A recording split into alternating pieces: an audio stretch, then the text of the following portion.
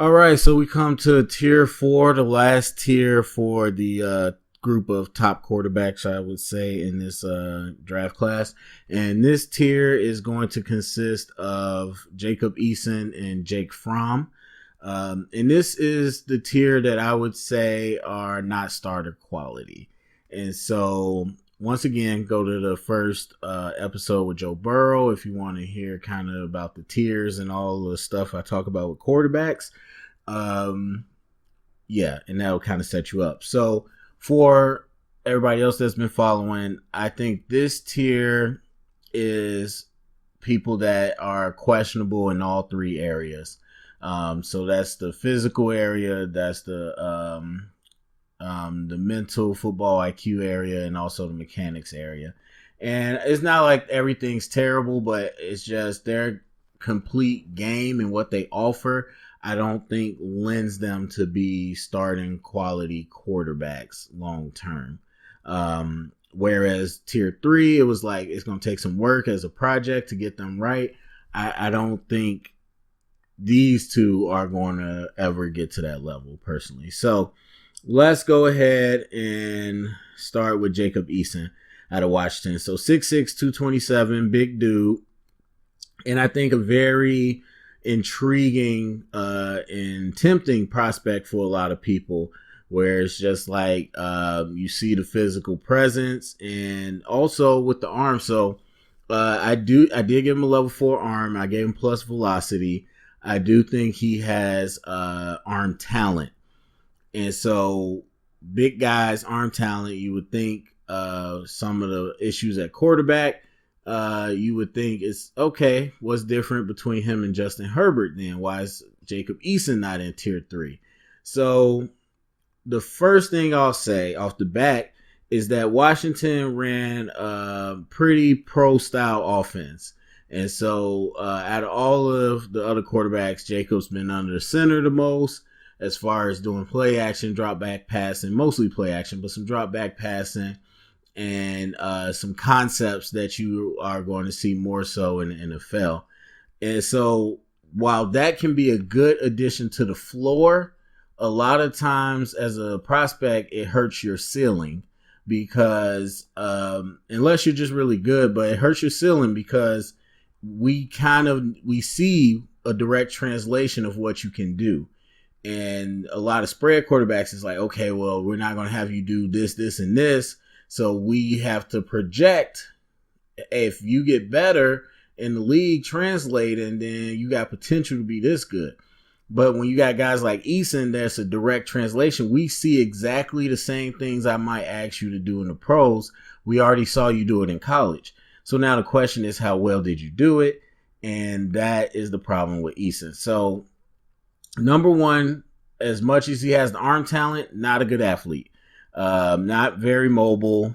I think going downhill, like he's long-legged, I think he could stride and pick up yards, but he's not quick-footed. He doesn't have a lot of agility. Not a big-time scrambler by any means as far as threat, I should say. And so just not a very mobile quarterback. That also goes against him in that physical department as well. So throwing mechanics, I think, are pretty good.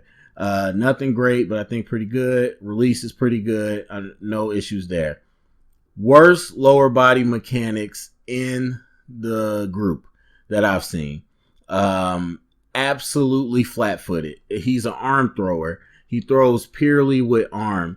And that's saying something since he has a level 4 arm from me and plus velocity. And he rarely ever uses his legs.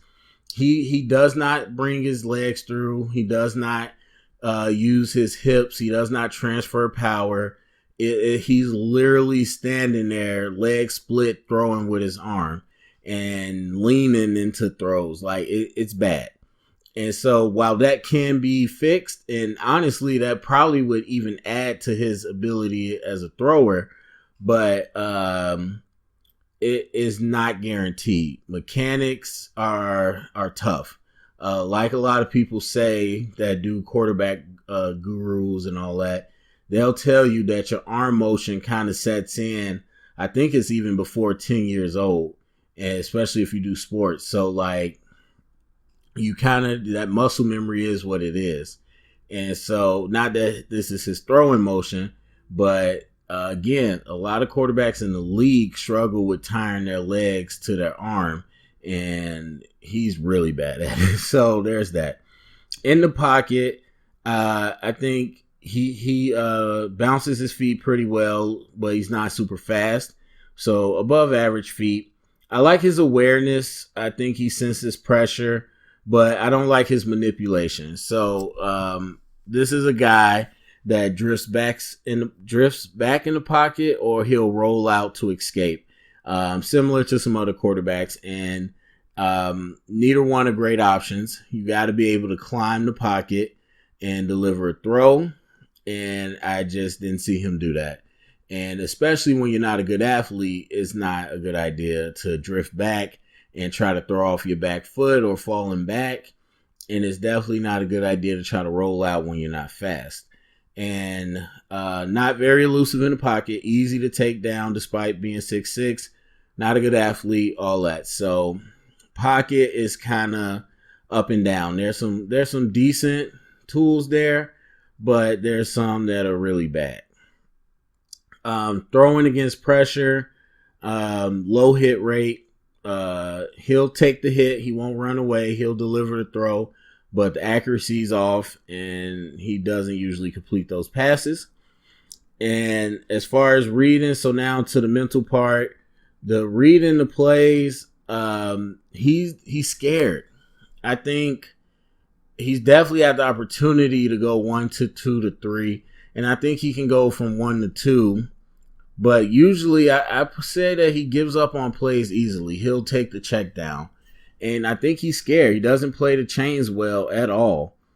And so, like I talked about, those quarterbacks, it's 3rd and 10, 3rd and 12, and they're throwing a 2-yard check down. Like, he doesn't take those shots.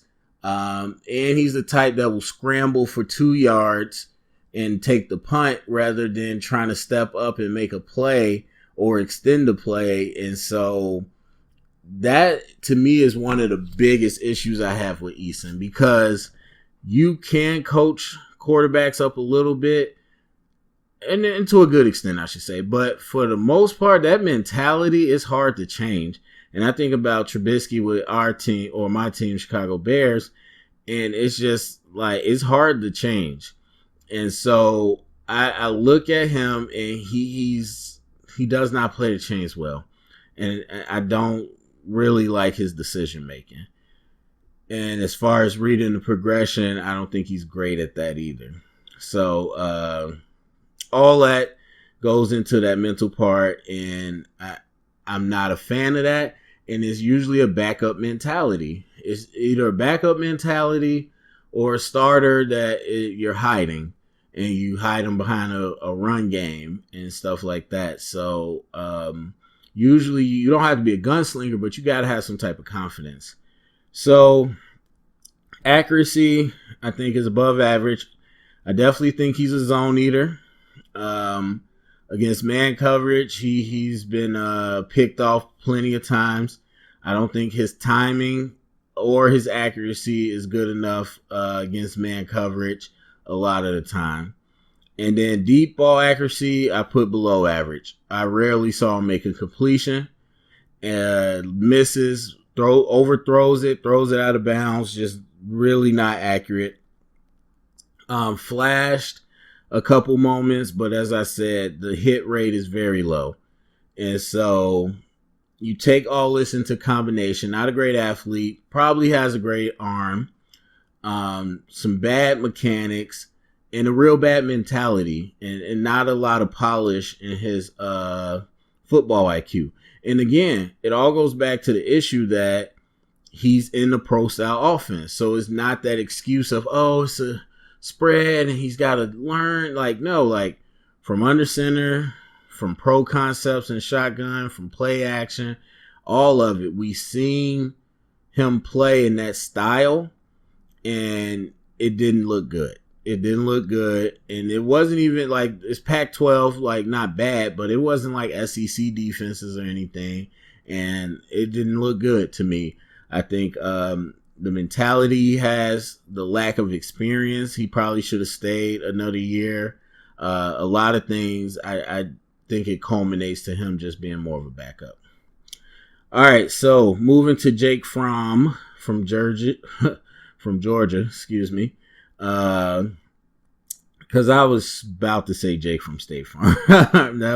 that was about to happen. Who I went to school with. But anyway, so Jake Fromm, interesting. I mean, again, I don't watch college until I get to the draft stuff. So I thought he was still like when they went against Bama in the championship, everybody was like, oh yeah, guaranteed, no one pick. And like now he's not even a first round type dude. So I just thought that was interesting. And I was like, okay, I know he's 6'2", 220, so not the biggest guy. So I was wondering like, okay, what's the reasoning that people knocked him down? And I watched him, and look, I got the issues too. So number one, the physical talent. I think he has a 3.5 arm. The problem is his release is also average, and he's somewhat mobile. I don't think he's super mobile, but he's somebody that can get you some yards. But I just think overall his physical talent isn't excellent. It's not bad. It's just kind of above average. And so that is where it starts, is that, again, your ceiling is hurt when your physical talent isn't that great. So I like his throwing mechanics for the most part. Nothing great, just decent. Lower body mechanics, again, pretty decent. In the pocket, very flat, doesn't move his feet a lot. I don't like that, and he's not a great athlete, so average reaction time. Pocket manipulation, average, drifts back in the pocket or rolls out. Like I said, with the other quarterbacks, but very rarely did I ever see him have to climb and make a throw. And here's one of the other issues that you'll see is that, kind of similar to Tua, he played with some blue chip, like some really good offensive linemen, some really good receivers, all that stuff. And again, it's kind of like I talked about with Haskins and some of these other people, that when you're playing at these programs with the top tier guys, especially at quarterback, a lot of times you don't have any test in the pocket. So you have clean pockets way more often than you're actually going to have them in the NFL. And so they just don't ever really have to do it. And that becomes an issue. And that's one thing, as I said, with the offensive line, I don't think the guys coming out of LSU are that good on the O-line. And it's not a coincidence that Burrow is a lot better in the pocket than these other guys. So anyway, progressions, a good amount of prescribed plays, I think he's shown ability to go from 1 to 2 to 3, just wasn't consistent. I think he likes to go to number 1, and it shows. I think he won't force it every time, but that's where he really wants to go, to his number 1 guy who he feels comfortable with. So the progression whole thing is above average to me. And decision making, similar to Eason, doesn't play the chains as bad as, I think he plays the chains better than Eason, but he's also somebody that's going to go the safe route. He's going to throw behind the sticks. He's going to check it down. And he isn't somebody that is going to be too aggressive with the ball. Now, the accuracy. Now, he would have been, I think, in the tier, I would think he would probably been in tier 3 if this was good. But, of course, that's a big thing. And that's the accuracy. I think his average across the board. Deep ball accuracy, I don't think he has great distance. He overthrows, but as far as when he throws the ball like past the half field, it's not like he's throwing from his 10-yard line all the way 70 yards downfield. So he can overthrow. The accuracy isn't there, and it goes off to the sideline.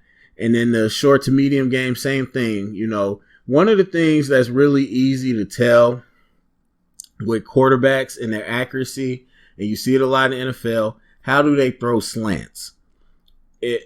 Where do the receivers catch a slant? And you would think it's the easiest because it's right across your face. It's right in the middle. But honestly, that tells you a lot about their accuracy. Watch how they throw slants. When you see receivers constantly having to reach back or turn around and catch a slant, that gives you a lot that you need to know. So I think his accuracy is average. I thought it was pretty sporadic. And I don't think he's a zone eater, but I think man coverage was a lot harder for him. And mainly because his velocity isn't there. And so once again, you're talking about faster people in the NFL, those late throws, those become pick sixes. And so that worries me. So overall, I look at Jake Fromm. And again, it starts with the physical components. I don't think that he has the arm talent to warrant him to be automatically considered with high potential. But usually if you don't have a huge arm, you got to have a lot better overall game, similar to Joe Burrow. Remember, I gave him a 3.5 arm. But I don't think Fromm has the rest of his quarterback game together, which is shocking because he's been starting for 3 years. He's always been a big time name. He's had a lot of good talent at the school. I think he definitely has a lot of pro elements to the offense he's in.